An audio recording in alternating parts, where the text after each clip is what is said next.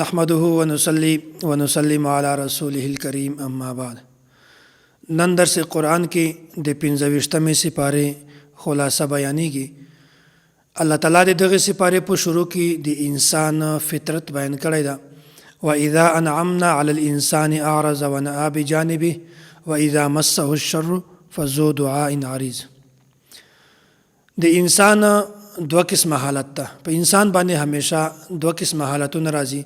کله د خوشی وال او کله د غم وال. نو کچېری په انسان باندې حالات داسې وي چې هغه د خوشی وال وي، حالات د انسان موافق وي، بیا په دغه وخت کې د تکبر کوي، ضد کوي او ځان ته څه وایي. او که په انسان باندې حالات ناموافق راشي، د حالات د موافق نه وي، بیا په یو وخت کې د الله تعالی طرف ته رجوع کوي. حالانکه انسان ته پکار ده چې که په د باندې حالات موافق راشي، حالات د موافق وي یا موافق نه وي، په دواړو حالاتو کې د الله تعالی طرف ته رجوع کوي. ځکه چې الله تعالی دا د دواړو حالاتو مالک ته، که انسان د خوشي په حالت کې وي بیا هم الله تعالی مالک ته، که انسان د غم په حالت کې وي بیا هم الله تعالی مالک ته. نو په کار د انسان ته چې په هر حالت کې دا د الله تعالی طرف ته رجوع وکړي. بیا الله تعالی مخکې د خپل قدرت نشانې بیان کړي دي. سنوریهم آیاتنا فی الآفاق وفی انفسهم. الله تعالی په ځمکه او په اسمانو کې په پوره کائنات کې ډېرې زیاتې نشانیانې پیدا کړي دي، او الله تعالی په انسان کې دننه ډېرې زیاتې نشانیانې پیدا کړي دي. وایي که یو کس داسې وي چې هغه معمولی عقل وي، معمولی شعور وي، کې هغه هم په دې خبرو باندې سوچ وکړي، بیا به د اعتراف د په دا خبره باندې مجبور کی چې دغه شیانو د دغه انسان یا دغه شیزونو جوړولو وال یو داسې همیشه پاتې کېدونکی ذات ته چې دغه علم او طاقت بالکل انتها نشته. نو الله تعالی داسې ذات ته چې په دنیا کې هم د ډېرې زیاتې نشانیانې د قدرت والے، او که موږ تاسې سوچ وکړو د انسان اعضا په دا کې څرنګه الله تعالی غوښه پیدا کړې ده، او څرنګه الله تعالی په دې کې رګونه پیدا کړي دي، په دې کې به دننه وینه ځي، او وینه په څومره سپیډ څومره رفتار باندې ځي، که انسان په د یو اندام باندې هم سوچو کې دا هم د الله تعالی د قدرت یوه ډېره غټه نشانی ده. نو په کار ده چې په هر حالت کې انسان د الله تعالی د قدرت په نشانیانو باندې غور او فکر کوي. بیا انسان په دې وخت کې همیشه د ګناهونو هم ځان بچ کولی شي. بیا مخکې الله تعالی دا خبره بیانوي، وای رسول الله صلی الله علیه وسلم چې کله کافرانو ته دعوت ورکاو، بیا به دوی نبی علیه الصلاة والسلام ته ډېر زیات تکلیفونه ورکول، او د دعوت په لاره کې به دوی رکاوټ ورته جوړاو. الله تعالی دا خبره بیانوي، وایي پیغمبره ته دوی ته ووایه قل لا اسألکم علیه اجرا الا المودة فی القربى.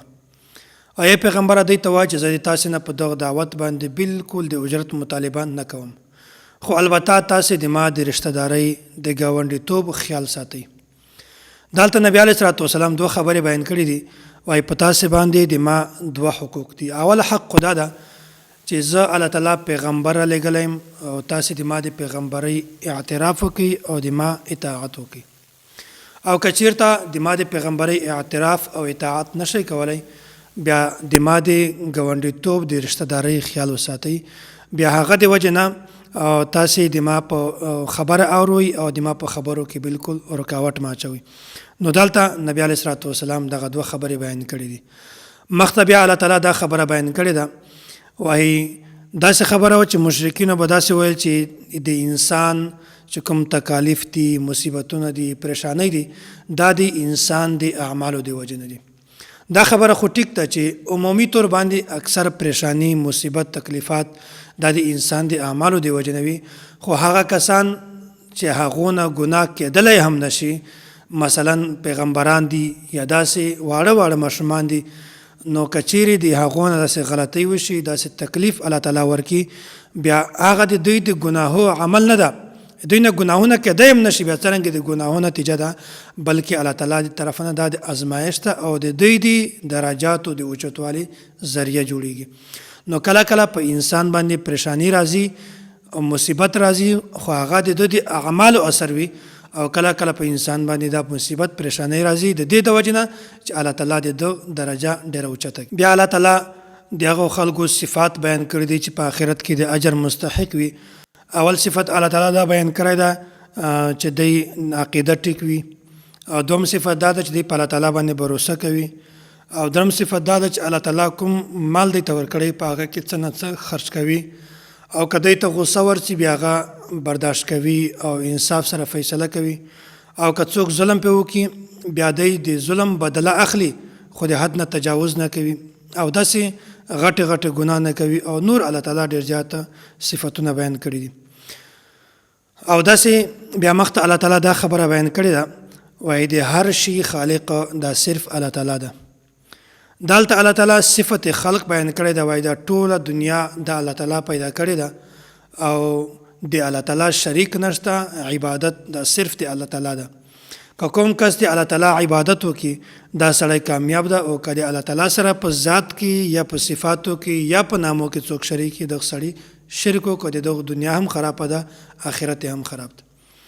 بیا الله تعالی دلته د انسان د تخلیق پیدایش خبره کړې ده، وایي دا د ما اختیار ده که زه چاته بچی ورکوم او که نه ورکوم، او دا د ما اختیار ده که زه چاته بچی ورکوم نه ورکوم، اولاد ورکوم نه ورکوم، چاته زه بچیان همیشه همیشه ورکوم او چاته زه بچی همیشه ورکوم بچیان نه ورکوم. دا ټول الله تعالی قدرت ته په دا کې د بل هیڅ چا اختیار نه چلیږي. نو د دغه نه دا معلومه شوه چې د عبادت لایق دا صرف الله تعالی ده، الله تعالی نه بغیر بل هیڅ څوک د عبادت لایق نشته،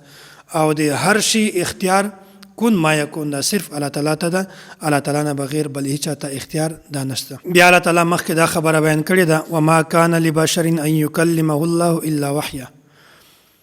مشرکین به نبی علیه الصلاة والسلام ته دا خبره کوله، وایي موږ په تا باندې څرنګه ایمان راوړو،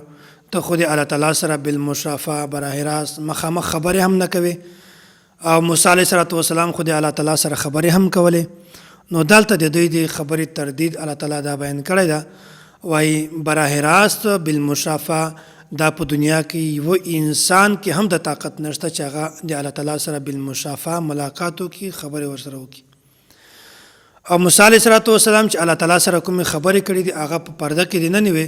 موسی علیه السلام صرف आवाज اورېده، باقي بالمشافهه د الله تعالی سره د خبرې داسې نه دي کړې، صرف په الله تعالی طرف نه आवाज ورته راته. او بیا مخته دا خبره بیانوي، وایي د الله تعالی طرف نه چې کوم پیغمبر ته خبره راځي د هغه څو طریقې دي، یا خدا ده چې کله کله الله تعالی براه راست د یو پیغمبر په زړه باندې الله تعالی د یوې خبرې القا وکړي، او یا داسې وي چې الله تعالی د جبرائیل امین په ذریعه باندې پیغمبر ته وحی راوړي، او داسې د پیغمبر کچېرې په ویشه باندې وي او جبرائیل امین وحی ورته راوړي، دا هم د پیغمبر د طرف نه وحی ده، او کچېرې پیغمبر خوب وویني دا هم وحی ده. ځکه چې دا خبره مخته تېره شوې وه چې انسان کا ویده وي بیا د زړه هم ویده ده، د سترګې هم ویده دي، او که چېرته پیغمبر ویده وي بیا د سترګې خو ویده وي خو د زړه چې کومه ده دا ویښ وي. نو که پیغمبر باندې چېرته دی خوب وویني بیا دا هم د الله تعالی د طرفه نه وحی ده. مخته بل صورت ته صورت الزخرف، او صورت الزخرف دغه معنا په دغه کې دغه صورت کې دی سرو زرو تذکره ده، دغه مناسبت د وجې نه دغه صورت ته صورت الزخرف وایي. په دغه کې د مشرکینو د کافرانو اعتراضات دي، الله تعالی د هغو اعتراضاتو جوابونه ورکړي دي. حامیم والکتاب المبین، الله تعالی دلته قسم خوري، وایي ما د قسم په هغه قرآن کریم باندې چې هغه بالکل واضح کتاب ده. دلته د واضح دا معنی ده چې دا قرآن کریم د نصیحت په لحاظ سره ډېر زیات واضح ده، او د دغه دا معنی کول چې په دا قرآن کریم کې احکامات ډېر په واضحه بیان شوي دي دا خبره بالکل غلطه ده، ځکه چې د احکاماتو لپاره د استنباط او د اجتهاد ضرورت شته، او که چېرته قرآن کریم کې دغه احکامات په واضحه بیان شوي وي به د استنباط او د اجتهاد ضرورت نه وي. او داسې دا خبره چې قرآن کریم کې هغه آیات چې هغه کې اجمال وي یا ابهام وي، یا هغه آیات چې خپل منځ کې د تعارض وي په هغه کې هم د استنباط او د اجتهاد ضرورت شته. نو د دې معنی دا کول چې قرآن کریم دا د احکاماتو په لحاظ سره ډېر واضح کتاب ده دا ټیک نه ده، بلکې دا معنی صحیح ده چې دا قرآن کریم د واعظ او نصیحت په لحاظ سره ډېر زیات واضح ده. بیا د مشرکینو یو ډېر غلط سوچ و، دا و چې دوی به الله تعالی ته دا ثابتول چې دا فرشتې دا د الله تعالی لورګانې دي. حالانکه الله تعالی دا خبره بیانوي، وایي دوی خپل ځان ته لوران نه ثابتوي او کله چې دوی لور پیدا شي بیا د دوی خلکو نه مخ پټوي مخې تور وي او د دوی د ژوندو د دفن کولو سوچونه کوي اراده جوړوي پلانونه جوړوي نو الله تعالی دا خبره بیانوي وایي هغه شی چې د خپل ځان دپاره ښه نه ګڼي دی هغه د الله تعالی دپاره څنګه ثابتوي نو دا خبره هم الله تعالی دلته مخته بیان کړې ده د مشرکینو یو بله دعوه وه د هغې تردید هم الله تعالی بیان کړی ده دوی به دا کول چې د قرآن کریم او د سنت او داسې قطعي عقاید چې کومه دي په دغه معامله کې به دوی د خپل پلار او د نیکه خبره منله د هغو تقلید به کوو او دا به ویل چې دا د مونږ دین چې کومه ده دا رښتونی ده ځکه چې مونږ پلار او مونږ نیکه چې کومه وو هغو هم دا کارونه کول نو دلته الله تعالی دا خبره ورته بیانوي وایي که چیرې تاسې تقلید هم کوو بیا تاسې د ابراهیم علیه السلام تقلید ولې نه کوو اخو ابوالانبیا ده هغه داسې پیغمبرو چې هغه اول سر نه د شرک نفي کړې وه او بالکل بیا تاسو ته پکار وه چې تاسو د ابراهیم علیه السلام تقلید کړی ده نو تاسې دا خبره کول چې مونږ دین دا بالکل ټیک ده ځکه چې مونږ پلار او نیکه دا دین کوو نو دا خبره بالکل د تاسې غلطه ده او د تاسې تقلید هم غلط ده بیا د مشرکینو یو غلط سوچ او یوه غلطه نظریه وه د دوی دا ویل چې الله تعالی قرآن کریم دا نبی علیه السلام ته ورکړی ده نو په کار وه چې د مکې یا د طایف چې کوم امیر مالدار خلک دي هغو ته دې ورکړی وی د دوی دا سوچ و چې دغه چې کوم نبوت ته دغه د یو امیر سړي ته میلاو شي غریب سړي ته نه میلاویږي حالانکه الله تعالی دا خبره بیانوي وایي نبوت چې کومه ده دغه یوه خاصه ده غټه دا الله تعالی هر انسان ته نه ورکوي الله تعالی دا ته نه ګوري چې یو کس امیر ده یا غریب ده هغه ته د زه نبوت ورکم بلکې الله تعالی خپله مرضي ده چاته نبوت ورکوي په دې کې الله تعالی بل هیڅ چاته اختیار نه ورکوي بیا الله تعالی مخکې د کافرانو یو بل اعتراض بیان کړی ده کله چې د سورة الانبیاء دا آیات را نازل شو انکم وما تعبدون من دون الله حسب جهنم تاسې او چې د چا عبادت کوئ دا به د جهنم سکروټي وي دا به دواړه جهنم ته ځي او داسې بیا کافرانو کې بعضې خلکو دا شور شروع کو چې موږ د دغه سوال جواب مینده کو ځکه چې خلکو د عیسی علیه السلام هم عبادت کوو بیا خو عیسی علیه السلام به هم جهنم ته ځي نو دلته په سورة الانبیاء کې یو بل ځای کې دغه آیات را نازل شوی ده په هغه کې خطاب صرف هغه خلکو ته ده چې هغه د بتانو عبادت کوي چې کوم کس د بتانو عبادت کوي او کوم بتان چې دي دا به دواړه جهنم ته ځي او داسې په دغه صورت کې دا خبره بیان شوې ده وایي هغه خلک چې هغه د خپل ځان د عبادت حکم چاته ورکي هغه به هم جهنم ته ځي او پاته شو دا خبره چې عیسی علیه السلام خلکو عبادت کاو نو عیسی علیه السلام په دغه وخت کې خلکو ته د خپل عبادت حکم کله هم نه ورکړی بلکې عیسی علیه السلام خلکو ته دا دعوت ورکاو چې زه الله تعالی پیغمبر را لېږلی او تاسې د صرف یو الله تعالی عبادت کوئ الله تعالی نه بغیر د بل هیڅ عبادت مه کوئ دا صورت ختم شو مخکې بل صورت ته صورت دخان وایي لوګي ته بیا دا په دغه صورت کې دا د دخان ولا مکمله تذکره بیان شوې ده د مناسبت د وجې نه دغه صورت ته صورت دخان وایي او دا مکي صورت ته په دا کې بنیادي طور باندې توحید رسالت او داسې د آخرت احکامات دا بیان شوي دي انا انزلناه فی لیلة مبارکة انا کنا منذرین قرآن کریم دا د برکت په شپه باندې نازل شوی ده دلته د لیله نه مراد لیلة القدر شپه ده چې انا انزلناه فی لیلة القدر د سورة القدر کې دا ټول تفصیل دلته موجود ده او بیا الله تعالی دا د لوح محفوظ نه د دنیا چې کوم اسمان ده دا ته الله تعالی ټول قرآن کریم په یو ور باندې را نازل کړ او بیا په 23 کاله کې د نننې نبی علیه السلام په زړه باندې الله تعالی قرآن کریم سوکا دا را نازلو بیا د دخان څه مراد ده د دخان مطلب دا ده چې دغه یو تفسیر دا ده چې قریشو به مسلسل د نبی علیه السلام مخالفت کا او د تردید به کاو بیا داسې نبی علیه السلام د دې خلاف دعا وکړه بیا په مکه باندې ډېر سخت قحط راغی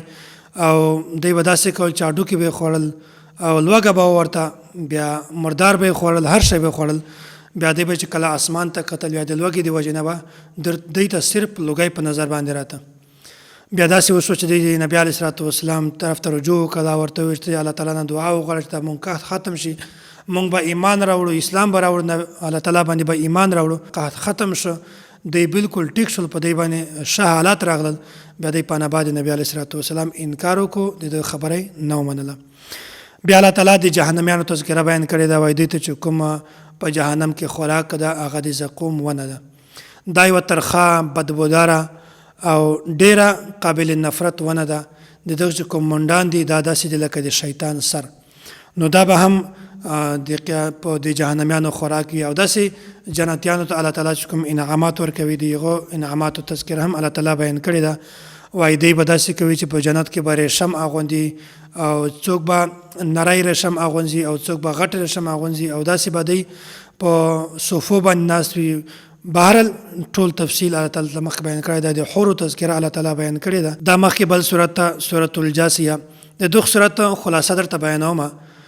شریعت بنیادی طور باندې دا د دوو شیزونو نوم ده، عقاید او مسائل.